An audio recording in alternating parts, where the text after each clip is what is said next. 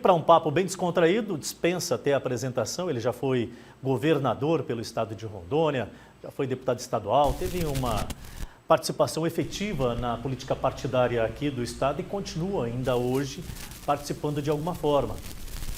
Superintendente do Sebrae, não sei se já se afastou do cargo ou não, mas a gente vai saber agora. Daniel Pereira, boa tarde, satisfação mais uma vez recebê-lo aqui na TV Meridional Band. Boa tarde, Dilson. Obrigado aí pela oportunidade, fico muito feliz por poder estar aqui contigo e parabenizar a Band por esse quadro de oportunidade aí que eu creio que todos os pré-candidatos vão passar por ele. Isso é muito bom para o cidadão começar a conhecer cada uma das pessoas que está querendo representá-las a partir do ano que vem.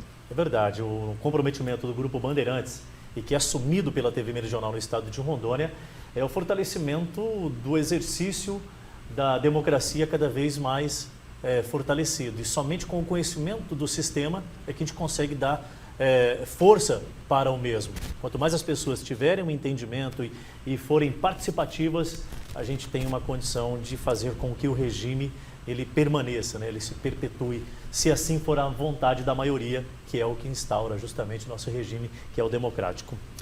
Governador, superintendente do Sebrae ainda teve que se afastar, como é que funciona isso? Estou afastado desde o dia 31 de maio, né, pela nossa legislação.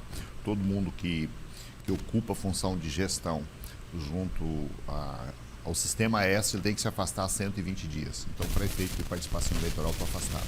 Daniel, pelo conhecimento que se tem sobre a sua trajetória política, eu acho que seria até um pouco desnecessário, mas é claro que é bom que dê aquela pincelada superficial sobre a sua trajetória, a sua ideologia, o seu comprometimento na vida pública. Eu gostaria de entender um pouco mais as articulações atuais, né? Você está na condição de superintendente do Sebrae, teve que se afastar do cargo. Esteve à frente do Sebrae quanto tempo? 2 anos? 3 anos, né? 3 anos e 5 meses. 3 anos e 5 meses. Hoje você retorna para concorrer novamente a um pleito. Você está na condição de pré-candidato ao Senado da República. Essa é uma experiência que você ainda não teve, né? É verdade. São 7 cargos que você pode submeter seu nome à apreciação popular. Na nossa Constituição, dos 7 eu já disputei 5 deles. Então só falta presidente da República e senador. E dessa vez não vai ser presidente da República, vai ser senador. Senador. Quer dizer, já deu um spoiler, né? Quem sabe na próxima sair a pretensão de presidente. Por que não, né? Por que não? Ô Daniel, como é que está hoje o Daniel político? Qual partido que você está? Qual que é a filosofia de vida, de gestão? Como é que estão se formando essas alianças?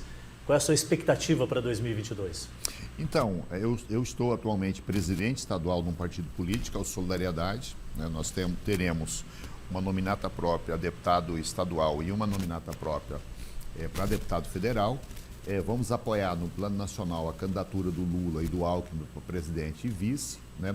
E aqui no estado de Rondônia nós estamos construindo com mais 6 partidos uma frente, né, que envolve o PSB, que envolve o PT, PCdoB, PV, o Solidariedade, que é o nosso partido, mais a Rede e o PSOL, né? Então, esse conjunto de partidos, já temos a definição da pré-candidatura do Vinícius Miguel Raduan para governador pelo PSB, o Anselmo de Jesus, ex-deputado federal e atual presidente estadual do PT para deputado federal, e o nosso nome com indicativo de primeira suplência para a Federação PSOL Rede e a segunda suplência para o PCdoB. Então, nosso time está pronto e a gente já começa aí a atuar e andar pelo estado afora nas nossas pré-candidaturas. Daniel, pelas siglas citadas, a gente pode dar essa denominação, a esquerda de Rondônia? Porque hoje nunca se falou tanto sobre esquerda, direita, extrema direita, centro. Enfim, é importante que a gente comece também a detalhar para o espectador como o próprio militante vê o seu posicionamento, né? Claro, eu acho que, apesar de que na minha leitura, e eu sou um cara que gosta muito de política, não é por acaso que eu lembro, aos 7 anos, participando da primeira reunião de eleições, lá ainda quando eu morava na área rural, do distrito de Lusiânia, que hoje é município, do município de Campo Mourão, no Paraná. E eu sei muito bem quem é que estava na reunião, inclusive, e sei, inclusive, quem ganhou a eleição nos 2 municípios então que eu tinha. Você tem a memória de elefante, né? Não é memória de elefante, eu tenho memória boa para aquilo que eu gosto, que é política, né? Então, essa discussão de esquerda e direita ela é muito interessante, porque todo mundo que lê pelo menos um livro de história na vida, ele vai ver que o termo esquerda e direita e centro, ele nasce na Revolução Francesa. Na Revolução Francesa você tinha a nobreza e a realeza sentada ao centro, à direita você tinha o clero e à esquerda você tinha todo mundo, né?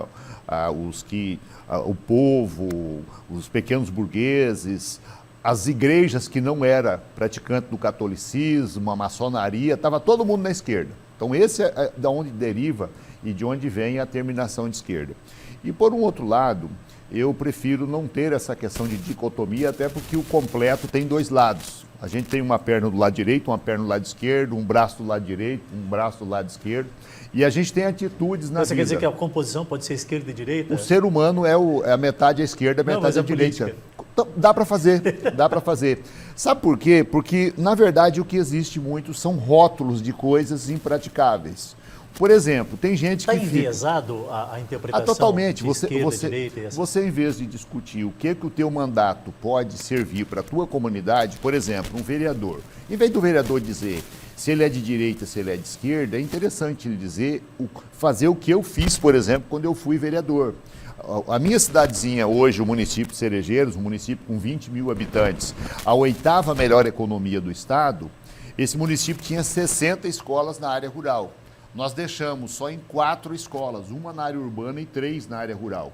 Hoje, um dos municípios que tem a melhor base social no estado e um dos melhores índices de educação no estado, o menor índice de inadimplência, por exemplo, do BASA, é o município de Cerejeiras, e isso foi uma construção política. Eu não sei se nós éramos de direita ou nós éramos de esquerda, a população foi beneficiada. Quando eu assumi o mandato como deputado estadual, existia uma roubalheira de merenda escolar. Compravam aqui no estado, na SEDUC, a metade disso chegava com preço superfaturado lá nos municípios e na escola. Com um ano de mandato de deputado estadual, nós fizemos uma famosa CPI da merenda escolar e mudamos o procedimento de como a merenda é adquirida. O dinheiro passou a ir para a escola e a aquisição é feita lá no município, fortalecendo a economia local, os comércios locais e a agricultura local. Então nós distribuímos isso para o estado todo e acabamos com esse escândalo que todo governo que vinha era um sucedâneo de escândalo. Em vez de você ficar mudando quem era o participante do escândalo, nós mudamos o modelo, né? Eu assumi como vice-governador, nós tínhamos uma junta comercial muito boa, mas ela estava em 12 municípios. Quando eu terminei o mandato, ela estava nos 52. Um requerimento simples de uma identidade, um documento necessário para todo mundo. O meu neto, por exemplo, tem identidade desde os 15 dias. Mas tinha município que tinha que ir 3 vezes uma viagem de 300 quilômetros para fazer uma simples identidade. Eu consegui rapidamente fazer com que pular de 25 para 52 municípios que fazem identidade. Então são coisas simples, mas que impactam a vida do cidadão. Um processo de autorização para funcionamento de 6 usinas de Santo Antônio aqui em Porto Velho gerou um benefício para os municípios de Rondônia maior do que as verbas de compensação legais que elas fizeram. As compensações foram 76 milhões, a Santo Antônio, sob a nossa condução do processo, entregou 81 milhões de reais, 1 milhão para cada um dos 51 municípios, mais 30 milhões de reais para o distrito de Jaci, Paraná. Então, eu acho que o que você tem que levar para a população não é se você é de direita ou de esquerda, é o que você fez no exercício do seu mandato. Acho que é isso que a gente tem que prestar conta, porque a maioria das pessoas estão tentando fazer política, tentando envolver e dizer o que o outro tem que fazer. Na verdade, o agente político tem que dizer que o que ele já fez no exercício dos seus mandatos e, evidentemente, criar uma expectativa do que ele pode fazer no futuro. E é importante as pessoas também entenderem, moço, mas o senhor foi governador e concluiu o mandato quando? 2018. 2018. E até hoje existem avaliações sendo feitas sobre o exercício desenvolvido pelo senhor, correto? Perfeito. Até para o cidadão que está em casa, a cidadã que está em casa, todos nós somos submetidos a uma análise das nossas contas públicas pelo Tribunal de Contas, né? E o Tribunal de Contas emite um parecer e esse parecer vai, pela aprovação, pela desaprovação das contas, vai para o Poder Legislativo, que é verdadeiramente quem aprecia finalmente as contas de cada um dos gestores públicos. Isso ano a ano e depois a avaliação de quadriênio. No meu caso, 2018, nós terminamos um ciclo de governo. Começou com o governador Confúcio Moura e eu comecei como vice-governador e terminei como governador. E aí, Adilson, duas situações que eu reputo de muita importância e obrigado pela oportunidade. Primeiro, que o posicionamento do Tribunal de Contas, a gente já tem o parecer prévio, a proposta de parecer prévio do controle interno do Tribunal de Contas e do Ministério Público de Contas. E na análise deles, as nossas contas estão aptas a terem um indicativo de aprovação pelo Tribunal de Contas. Isso é muito bom, porque a quem cabe analisar tecnicamente as nossas contas, concluir que o nosso trabalho foi feito a contento de acordo com a nossa legislação. E isto também é importante pelo contexto político, porque o governador Marco Rocha, ele passou os últimos 3 anos e 5 meses confundindo a população do estado de Rondônia a respeito das condições que ele pegou o estado. Então o Tribunal de Contas vem e fala que o governador Marco Rocha pegou o estado de Rondônia com mais de 200 milhões de reais em conta pública e mais uma série de projetos que vieram do governador Confúcio Moura, em espécie, tinha esse recurso, em recursos disponíveis para o governador e, consequentemente, os seus secretários, os seus colaboradores. É importante lembrar também que os principais colaboradores do governador Marco Rocha são os mesmos que trabalharam comigo e os mesmos que trabalharam com o Confúcio, né? Então, isso é bom também porque isso coloca a verdade acima de tudo e esclarece alguns pontos obscuros que, infelizmente, o nosso governador estava promovendo confusão da forma da população ver o mandato que ele substituiu. Embora eu, particularmente, tenha feito de tudo para que o governador Marco Rocha pegasse o estado na melhor condição possível. O Confúcio, como senador, fez de tudo, inclusive, se propondo a visitá-lo para conversar, fazer a interação, fazer o exercício do mandato de senador de ajudar o estado, e ele acabou não dando muita atenção para o ex-chefe dele, né? Mas o Tribunal de Contas resolve isso e fala, o Daniel Pereira também é aprovado no que diz respeito à passagem dele pelo governo do estado de Rondônia. Isso me deixa muito feliz e me deixa mais tranquilo, inclusive, para conversar com os eleitores sobre as eleições subsequentes. Pré-candidato, essa informação que o senhor nos passa agora, inclusive já com as prévias, né, de chancelamento de que está tudo ok e que deve ser aprovada amanhã, anunciada pelo órgão fiscalizador, isso o credencia a continuar na vida pública. Eu acho que isso é um certificado que diz, olha, você teve uma conduta ilibada, foi realmente aprovado, tudo ok. Porque não é fácil também, a gente sabe que mexer com o público é muito burocrático, é muito delicado.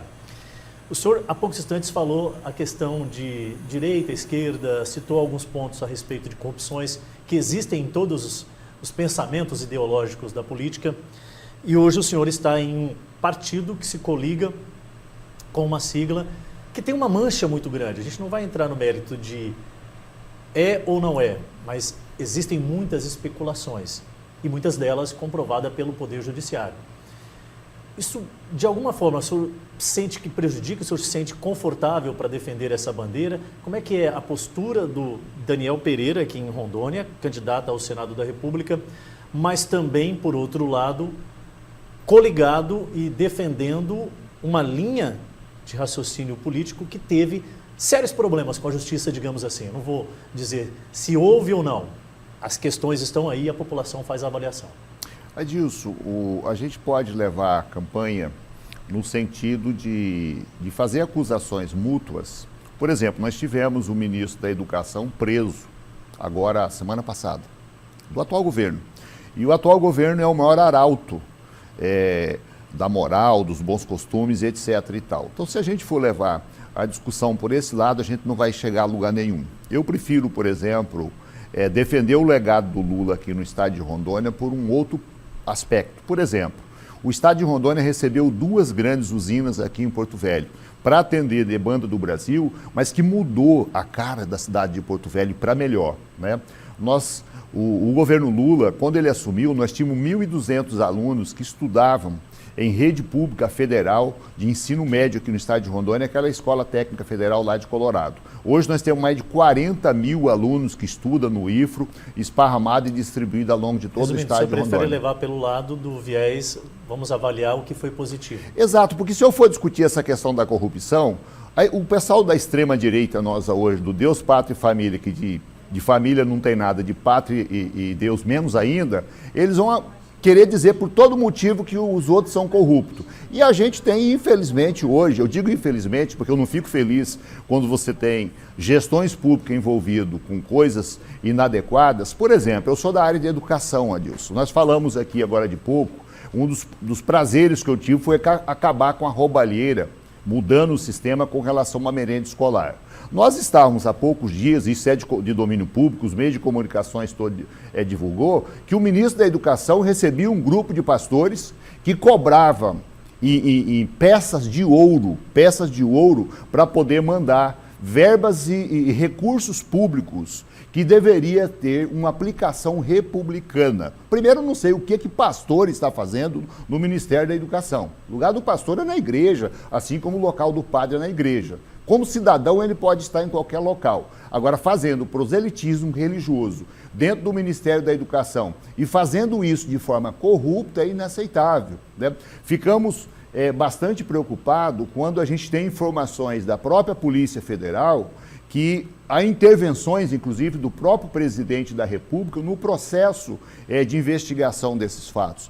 Então, Adilson, conforme você verifica, se a gente for levar esse negócio para a discussão de quem é mais e de quem é menos corrupto, a gente não vai chegar a lugar nenhum. O senhor consegue? Eu prefiro aproveitar esse processo. Primeiro, eu tenho tranquilidade para falar sobre a minha trajetória de vereador, de deputado estadual, de vice-governador, de governador. Não consegui passar sem um enfrentamento com a polícia, mas os policiais que bateram na minha porta no dia 12 de abril de 2019, hoje estão afastados daquela investigação. A promotora envergonhada pediu aposentadoria, o juiz envergonhado pediu aposentadoria e silêncio total com relação a esses fatos. Então, eu aprendi na vida que nem sempre quando a polícia, nem sempre quando o Ministério Público bate a tua casa, necessariamente você é corrupto, que você tem o direito da ampla defesa e tem o direito do contraditório. É óbvio que a gente sonha com um mundo que você não tenha corrupção. E a minha grande contribuição para esse debate extremamente importante é ter tido uma vida de vereador sem se envolver em corrupção, um deputado estadual por 8 anos sem se envolver em corrupção e um vice-governador e um governador por 3 anos e 4 meses e mais quase 9 meses como governador sem se envolver em corrupção. Pré-candidato. Eu acho que é isso que a gente pode ajudar a melhorar o debate político no país. Qual é a bandeira que o senhor defende em sendo eleito no Senado? Quais grandes desafios que o senhor avalia e, propriamente, por que se colocar à disposição para esse cargo agora? O senhor deve ter um grande desafio e um pensamento. Adilson, é preciso a gente, é até interessante pedagogicamente, a gente explicar para a população que nós temos 2 casas legislativas. Uma representa o povo, que é a Câmara dos Deputados, né, com a representação proporcional à população. E a outra representa as 27 unidades da federação. Então, cada estado, indiferentemente do tamanho que ele tem uma representação igual perante a República, que é o Senado. Então, São Paulo, que é o nosso estado mais populoso, e Rondônia, um dos menores populosos, tem a mesma representação, são 3 senadores. Então, os senadores vão tratar de temas que são de interesse nacional, mas é obrigação deles, evidentemente, tratar também de temas locais.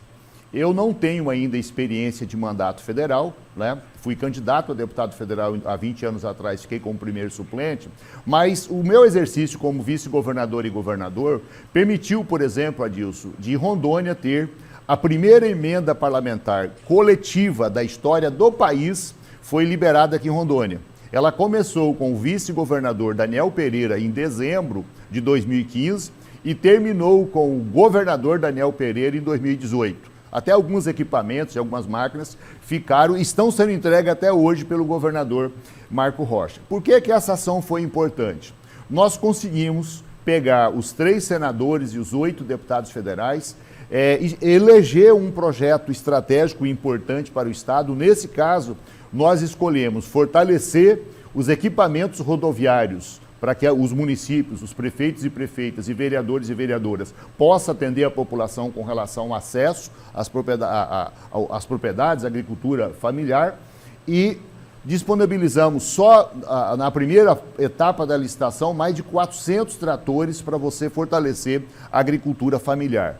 Agora, a própria cidade aqui de Porto Velho, inclusive, está passando por um processo bacana para a cidade, que é da recuperação das nossas pavimentações. Quase 70 milhões desses recursos, e aí a prefeitura não cita isso, porque aí tem que citar que a bancada contribuiu, né?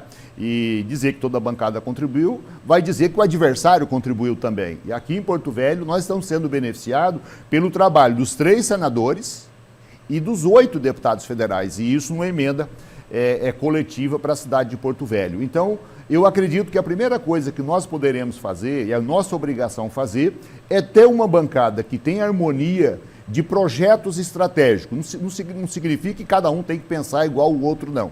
Mas a gente precisa de pegar a bancada, sentar com os 52 municípios, com as suas representações. Precisa pensar da mesma forma, mas tem que ter o mesmo propósito, né? Exatamente. Que é de atender o anseio da comunidade. Pronto, você matou a charada. E diferentemente se o cara se rotula de direita, de esquerda, de centro, desmontou o palanque, ou do raio que o parta, interesse é público. A população tem que ser o objetivo maior dessas pessoas. Para candidato, infelizmente, eu vou ter que interrompê-lo, porque estão buzinando aqui no meu ouvido que o tempo já esgotou. Mas eu não poderia deixar de fazer essa pergunta. Se o senhor puder responder objetivamente, ok. Se não, o senhor diz assim, eu prefiro falar em um momento mais oportuno. As gestões atuais, tanto o Estado quanto a Federação, desastre absoluto?